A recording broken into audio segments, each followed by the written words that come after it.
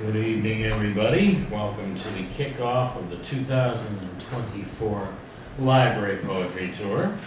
And we're returning for another year here at the Milford Town Library, the Uxbridge Town Library. This one's the Milford Town Library, for those of you who don't know that. I'm your host, Tony Brown, and I had the honor and the privilege and the joy of introducing an old friend for your inaugural poet for the tour, Mr. Victor Infante. Applause, applause, applause. Thanks for knowing that's what I was doing there. Okay, where am I again? Milford. Yeah, no, but I lost my spot. So, who is Victor Infante? All right, Victor D. Infante. I like how they have the D on the sign outside. That's nice. That's nice. That's a classy. I took a photo. I saw. Victor D. Infante is the features editor for the Worcester Telegram and Gazette and the editor of Worcester Magazine. He has appeared in dozens of journals, as has his poetry. He himself rarely comes with the subscription, okay. Including the Chiron. Is it Chiron? I always wonder about that. Yeah. The Chiron Review, the Collagist, Barrel House, Pearl, Spillway, the Banyan Review, as well as anthologies such as Poetry Slam, the competitive art of performance poetry, Spoken Word Revolution Redux, The Last of American Valentine, Poems that Deduce and Destroy, Aim for the Head, an anthology of zombie poetry, highly recommended, by the way, it's quite good. The Incredible Sestina anthology, and all three Murder Inc. Tales of New England Newsroom Crime anthologies. His first full-length poetry collection, City of Insomnia, I have it, you should too, and was published by Red Bloody Publishing, and his poetic novella, Suffer for This, is set to come out later this year on Moontide Press. This is what happens with the voice. I can't get the breath up or form words properly. So you see what I'm talking about? Yes. Great. As do they. Huh? As do they. As do they now. It's fine. You can edit that. Reading is hosted by this guy, and this guy has a whole list of achievements you don't need to know about. This is where I get into the fact that this reading is hosted by me, financed in part by the Milford Cultural Council, the Massachusetts Cultural Council. Uxbridge involved? No. No, Uxbridge, I don't know if they have an active cultural council. They have to go to town hall. No, they certainly don't have an active culture. So, No. sorry. Merely ragging on the town I grew up in which I live. Anyway, my own personal additions. I was trying to figure this out. It's like 25 years. At least. It's a long time. 1996. 96? Halloween 1996, so that week off. That was my first feature with the job. Wow. Long time. Anyway, we've known each other for a really long time. I'm a huge admirer of his work, of him, his wife, and his ferrets. We shared a love of ferrets. I don't own any ferrets anymore, and he still has all the rest. Anyway, I'm pleased as punch and thrilled to introduce to you all Victor D. Infante. Yours. Hi. So I started off writing a set today that was going to be about domesticity, and somewhere along the way it became about the toxic nature of capitalism. How I got from one point to the other, I'm still figuring it out, but that's what's happened. Before I get started, I just want to say really first thank you to Tony, to Skip Shea, to everybody for inviting me to come out to do this, everybody who came out. I'd also, thank the Milford Library, and, I'm looking forward to doing this in Uxbridge again, too. This is an old one. It's called That Left Turn at Albuquerque. Sing me a hymn of travel port showers and carburetor-coated omelets, table talk jukeboxes, Waylon Jennings for a nickel, vending machine pocket knives, communion of coffee, black as 2-pack and twice as welcome when the cauldron bubbles over at 3 a.m. and there is nothing left to do but drive. It's not the destination. It's the requiem for how cities fall away with the red shift of accents with each new gas station, the rising frequency of Tabasco bottles at diner booths with each westbound highway exit, singing at the stars so long your throat is grenade fragmented, drowning out the receding wails of all the naked emperors and all their naked empires, state lines and incidental bubblegum pop between yourself and brewing blizzards. Asphalt and motion can warm you while the tires screech new catechisms, Gnosticism of automatic transmission and combustion engines, church of machines to deliver you to an innuendo, a whispering, a flickering light bulb of freedom.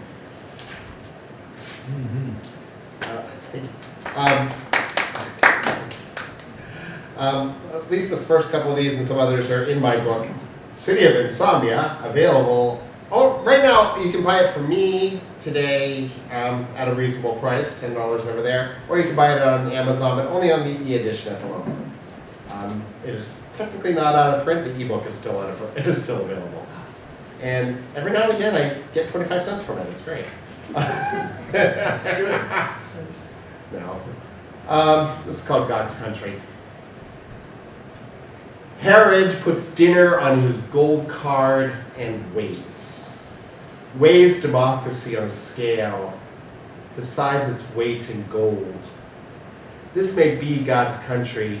Dirt roads spitting wooden crosses, a panorama of skin and faces, but wise men put their stakes on profit, not prophecy.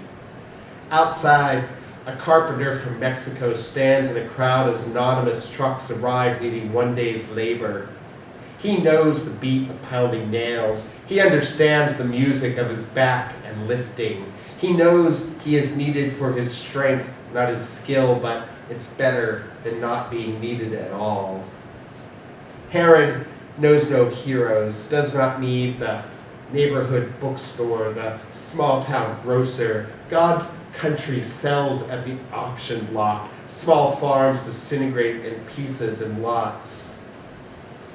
There once was a barn behind the motel parking lot, but they tore it down. Vagabonds were living there.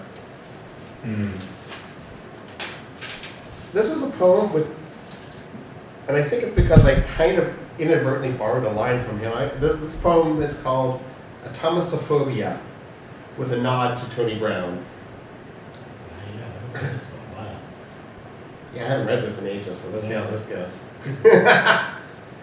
This is how we became a withered garden of apocalypse children.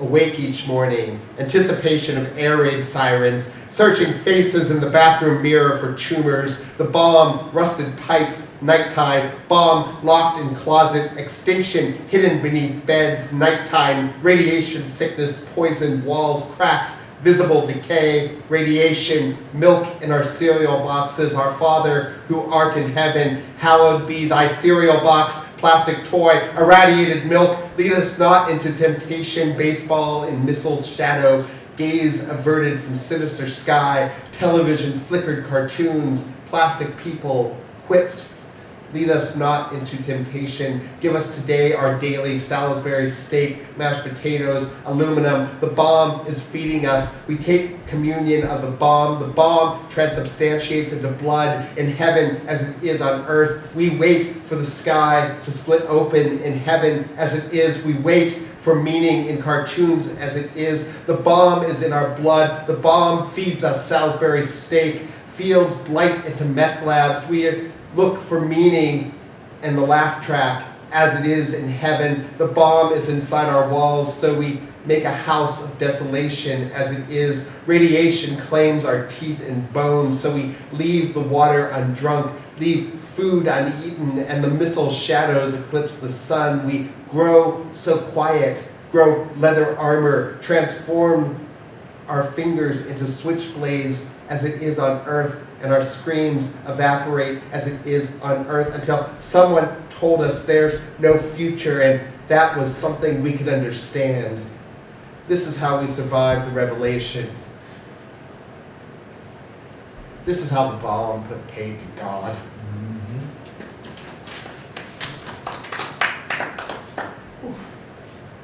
This is called Outside the Host of Philistines. There's a lot of Bible stuff. The biblical references were not intentional. I know there's a Q&A later. But they seem to be when you put these things together, there's something subconscious is working. I bring that out. Talk more about this part later, I'm sure. But this is called Outside the House of Philistines. This is when you ask the real questions. When the published poems have faded into lemon juice, the audience retreated on buses to Tacoma or Lowell. The articles pulped and repurposed as particle board, the novel just a distant itch in some literary agent's ear, and there is nothing left but postage stamps and silence. Where you are with the language. When it sits scowling across the breakfast table from you, coffee left undrunk and cooling, bacon burned to a crisp. You wake with the language draped naked across your torso, and from the moment you open your eyes, you try to decide what this lifelong dalliance means. You have mansions of notebooks. You disappear inside them for days, emerge half-starved with armfuls of paper. On each page, the word help is written over and over. You recite it like a Buddhist chant, and everyone applauds. Someone says, you should upload that to Bandcamp. Everyone should hear it. The language fails you again. Charitably, you think you ask too much of it. To be lover, shelter, bridge, and deck of tarot cards. To be friend and pet and doorway, camera aperture and food. Anything strained that far will surely snap, and maybe that was the point all along. It vanishes on walkabout one morning, and you make breakfast alone. You sip green tea and read about last night's Red Sox game. The guy on the sports page has a way with words, and silently, you hate him a little. You wonder where the language has gone. You wonder if it's coming back. You talk, but all you can say is the word help, and no one wants to hear that again. So you sew your lips shut. You go to work rearranging commas, move clauses from one sentence to another, undo a typo or two. You take a word off the page, then put it back, then remove it again. You wonder if anyone will send you a postcard from Tacoma, which is a place you've never been. You've been to Lowell. You had a hamburger there, but can't remember the name of the cafe. You remember it was overdone. At home, you have stacks of albums of the things you and the language did together, mementos of days beneath a chalkboard sky. Each letter written was the size of a building, all uppercase and bold. Language seems smaller when it left, you think. You try to remember its kiss. There is always something welling in your chest, and you realize it has always been there. Language had kept it at bay. Perhaps you should have thanked it. Maybe it would still be here. You draw the shades and lock the doors, turn up the stereo so the neighbors still can't hear you sob. You shake and cry until you are empty. It takes longer than you imagined it would. You repeat the word help over and over until the mantra seeps into the walls. You wonder what would happen if you gave language a call. What would you be if it returned? What will you be when you unlock the door?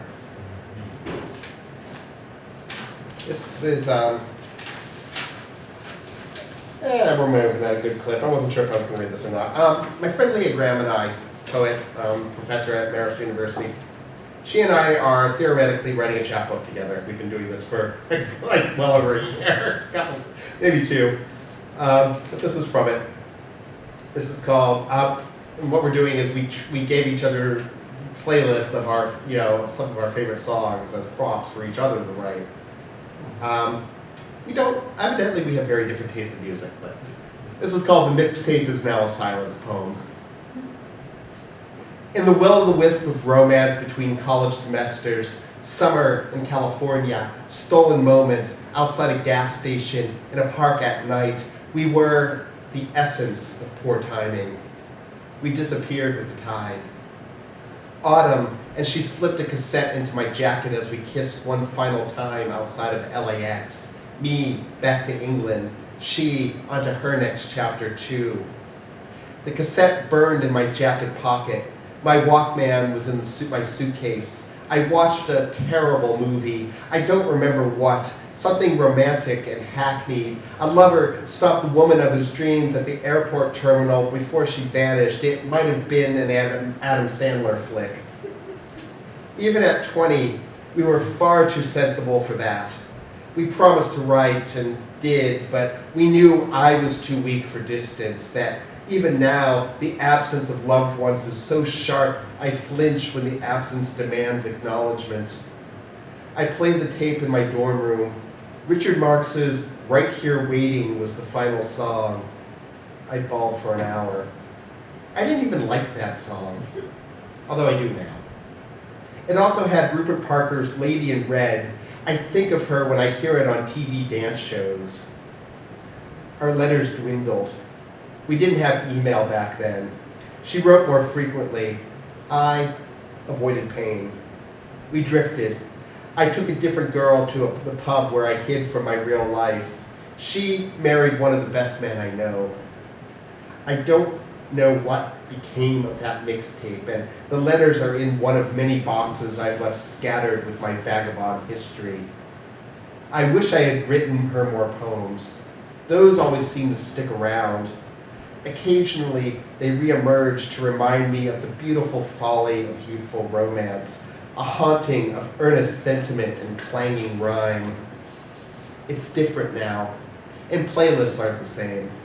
I can see why so many young people have gravitated toward poetry.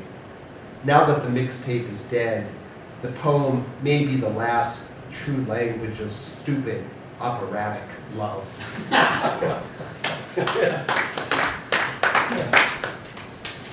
This is a poem I wrote for Leah Graham. People keep getting confused about this because my wife is named Leah. My wife is a better poet than I am. Her name is Leah Shane. And Leah Graham is a dear friend.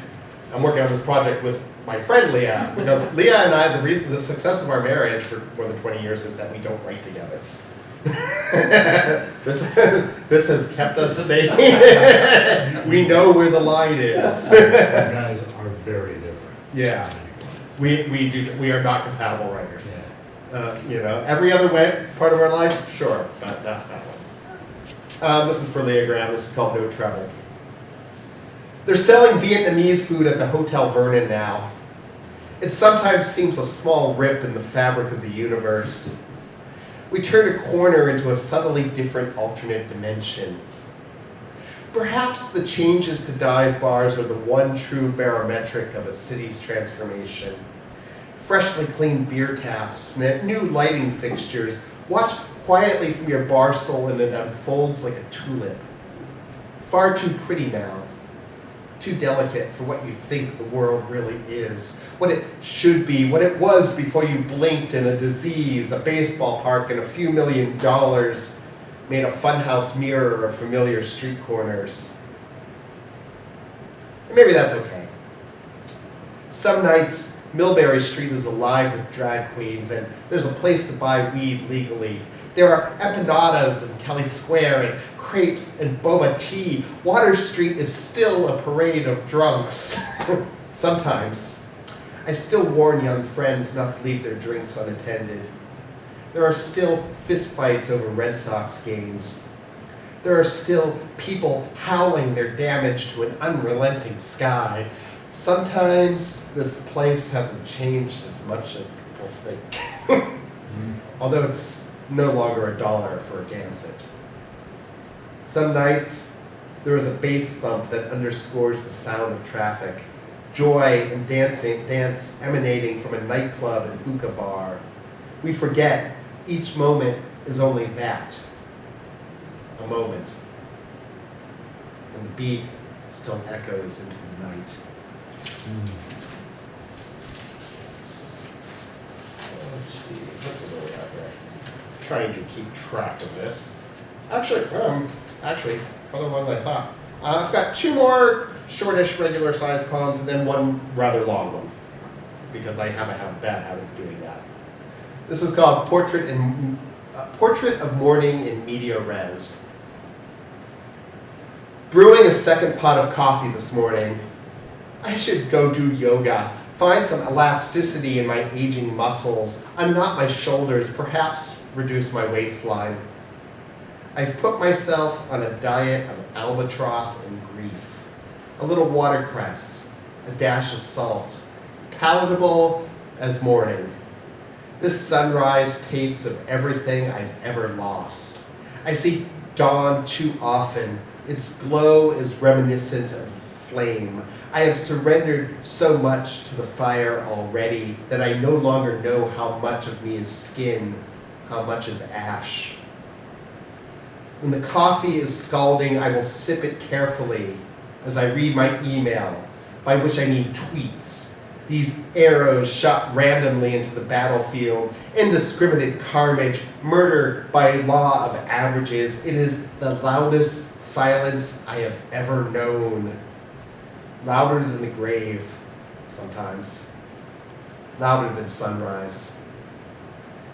This morning is the absence of echo, the dissolution of Narcissus. I am staring into mirrors, but nothing is reflected. Only know I'm here because the coffee is too hot, because my shoulders are still too sore from lifting boxes with unidentified contents. The shipping label tells me they are mine, but I don't remember packing. No longer remember what I've crated or abandoned.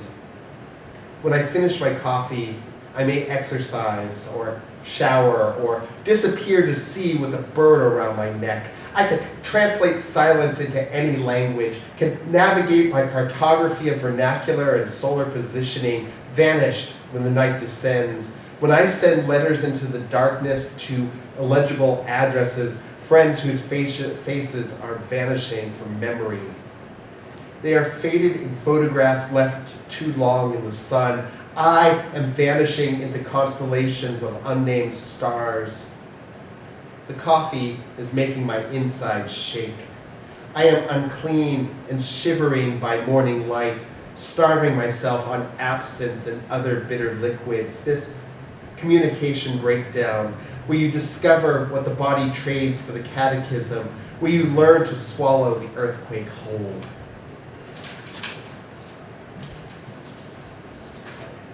Penultimate poem. These last two are actually, this one definitely, and I think the next one are both of City of Insomnia. It's called Every Day is a Miracle. This is the manner of polishing dishes. This is the day of the vegetable stand.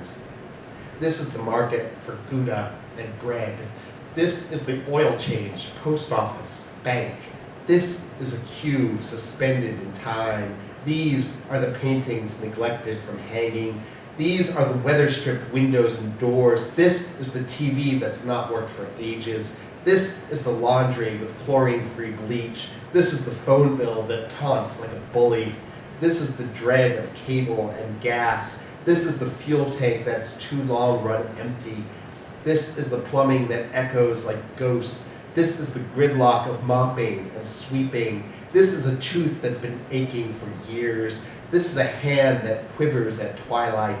This is a time clock in sync with my heart. This is the china that's too close to slipping. This is a mug with a crack in the side. This is a terror of vanishing soon. This is potatoes and cabbage and steak. This is the bustling outside my window. These are the faces forever unnamed. This is the rolling of cans on the highway. This is the newscast at 7 and 12. This is a rerun that was funny the first time. This is a book, and the pages are singed. These are reflections trapped in a butter knife. These are thin walls that shiver in set wind. Thank you. Thank you all very much for everything. I'm going to end with this. Again, I'll save like explanations for later if anybody wants them, but a few years back, we're now, I guess maybe a decade back now, my great aunt, Linda, died of cancer. This is for her. This is just called cancer. 1. The glistening skins of the young slice waves in a way my body has forgotten. I have not returned to the ocean in years. What tide has pulsed through my blood is the shallow revenant of gravity. Lunatic reflex, I bob like a small boy's sailboat. The water dissolves as I emerge, leaving salt encrusted on my legs. I cup a cigarette behind my palm while Leon wraps a 40-ouncer in a towel. I've convinced myself I hardly smoke at all these days. Not like years ago, when my skin wrapped tight around the bone, stumbling twitch of synapses, blaring rock and roll at squirrels. We knew which ones, like Zeppelin, rewarded them with a chip. I climb the rocks above the beach, awkwardly resting weight on the left leg, where the knee is stronger. The cigarette is clenched between my teeth. 2. My mother calls to tell me that my aunt has breast cancer. We'll be undergoing chemotherapy for the next 12 weeks.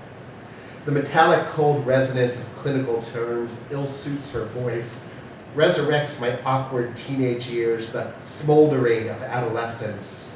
I recall ignition, brief sparks lit behind my lips. Back then, there was a filter of flame that blanketed my view. If you had asked me, I would not have recalled a time when I couldn't see the world on fire. I'd light another cigarette and watch the chemical-soaked paper turn brown, then black, then collapse upon itself.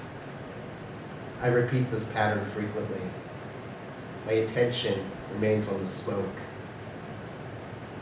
My mother's voice remains metallic as she tells me that she, too, will be having a biopsy. I watch the paper burn. 3. The morning news informs me that the county supervisors will be closing Aliso Pier. The demolition will cost $1 million. Reconstructing it would cost $5 million. But isn't that always the way it is? Strategic placing of small explosives, the lighting of the fuse, the clearing away of rubble. Construction is difficult. They say the pyramids were built on the backs of thousands upon thousands of slaves, most likely generations, whole families bound to one man's tomb. A councilman expresses pride in the decline of pollution off the local shores, notes a significant rise in the quality of water, like the oil has been siphoned and contained, like the waves are only somewhat flammable. 4. The malignant cells will replicate with no imperative to stop. 5.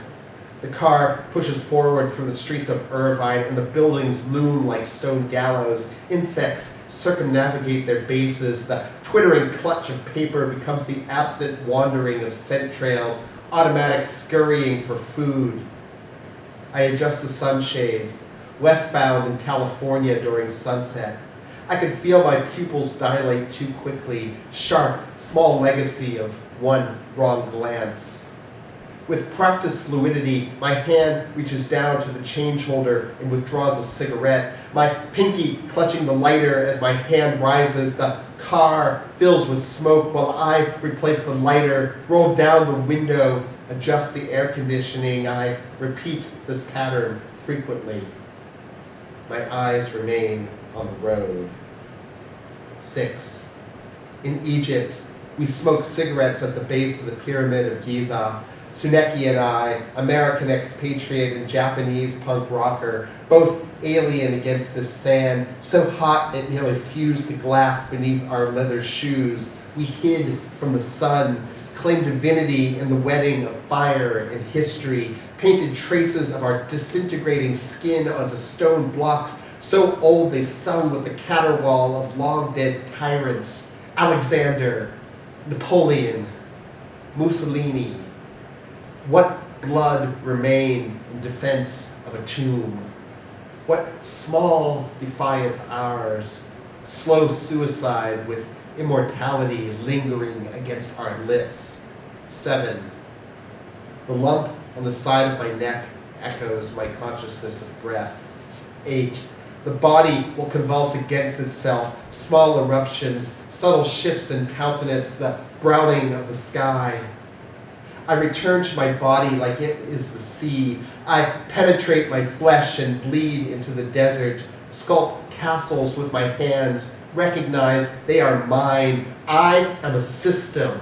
I am a language. I am the jabbering of protein, reconstructing Troy, my savior's blood, primeval scrambling for fire, the collected loss and tragedy of man embedded in my teeth. 9. Leah concocts a poultice of Epsom salts, sage and thyme and comfrey, wraps it in a coffee filter, heats it in water. I press it close to my neck and whimper like a scalded dog. But for Will, I'd splatter this concoction of leaves and earth against the wall, flail my skinny arms against the furniture. The cyst does not heal, but eventually the pain subsides, as does the swelling, as does the matchstick flame that burns beneath the surface of my skin. Not gone, but soothed enough to let my ragged body sleep. 10.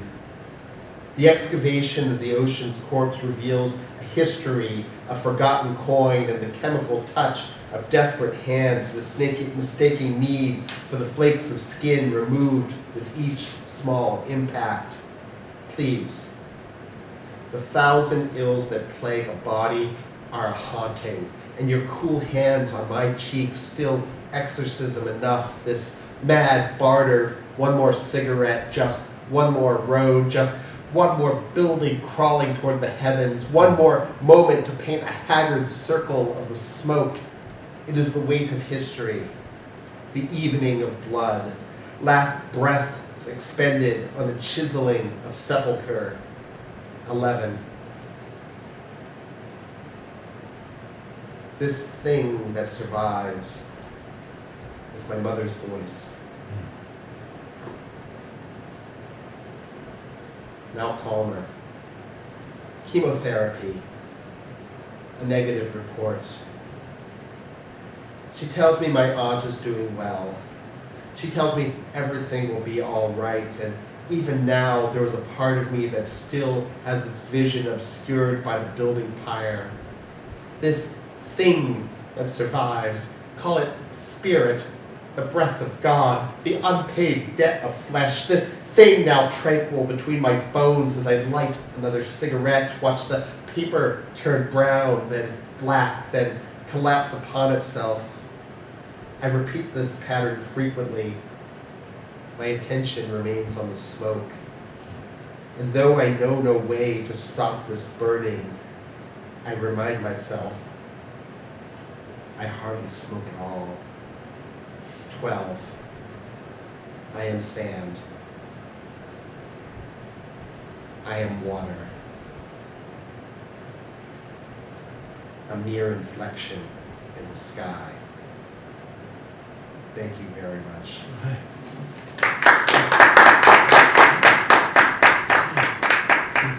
I have 2 questions. Sure. Let me put this down there. There. Should we do this for the camera? How are we doing this? Yeah, so by the camera so they can, Okay. folks can hear the. Can I have any questions from the audience? Why yes? Two, and I'll give you I don't usually ask questions about craft, Okay. but there were 3 poems in particular that I heard in tonight.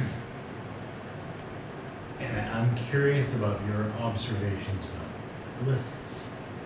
I am fascinated by this. Yeah, there's a lot of lists in what you do. expound on that a little bit? That's a really good question, because if you had asked me, do I write a lot of list poems, I would say no, because I don't think I do. That being said, There were 3 very clear lists. oh yes, and they all came out here.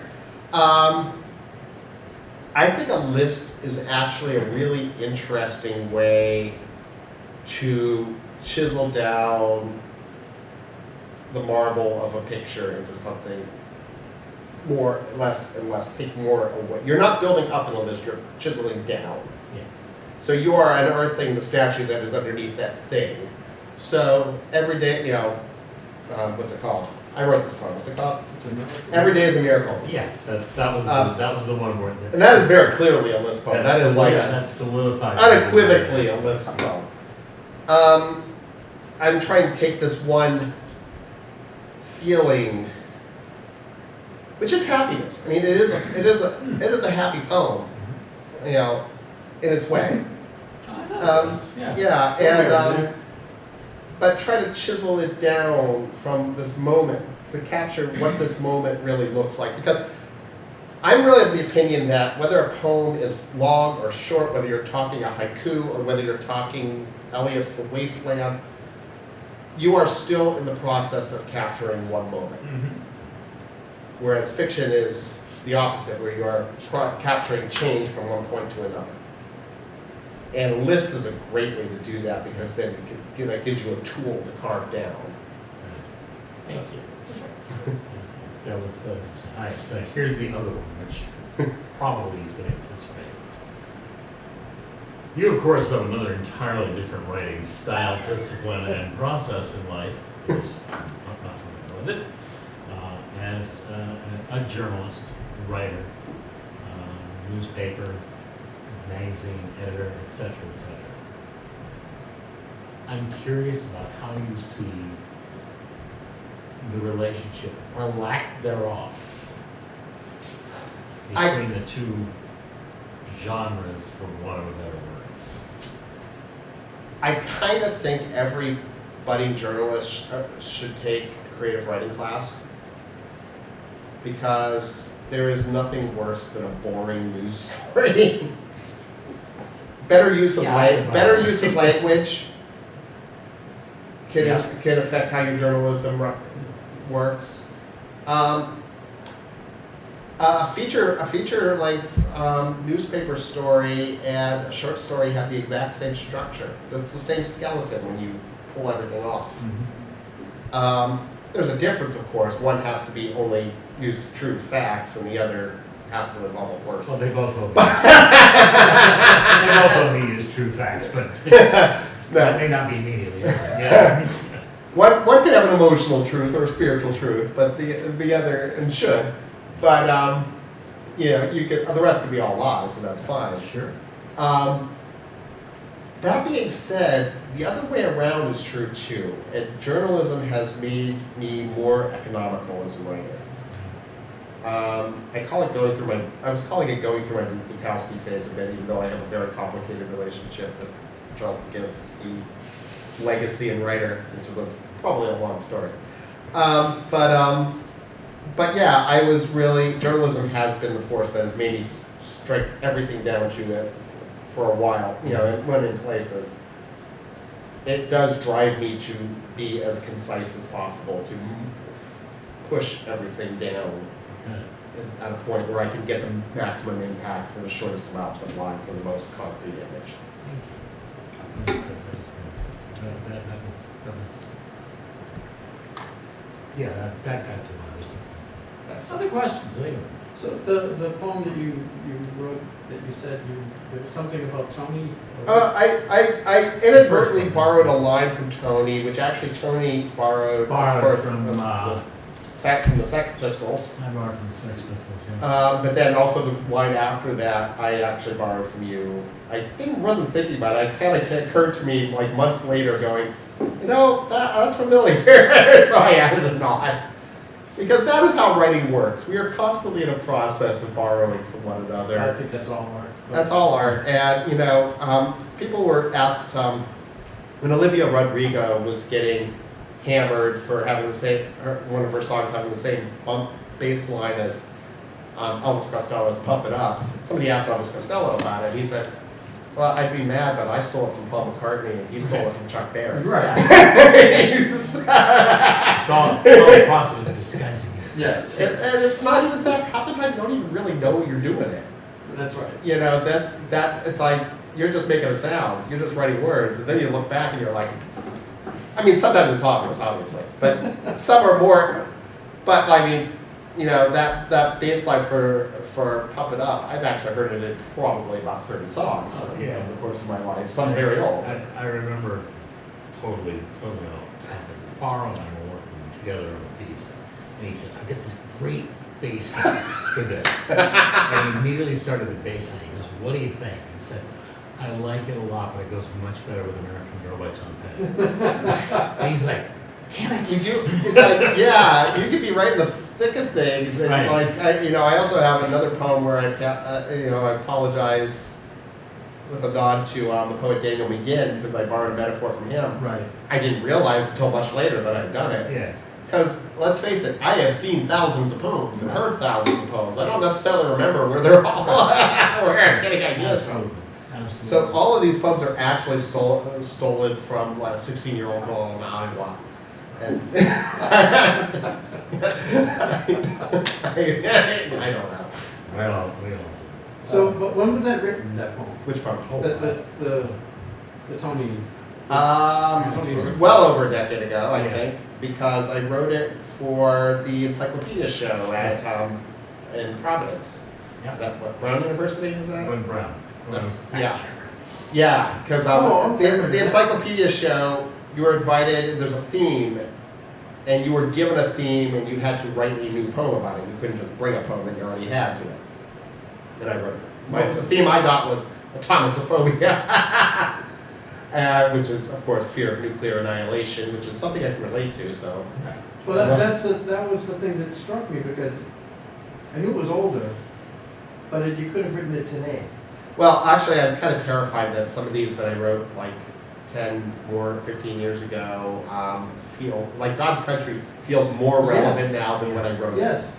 I really, and there was no,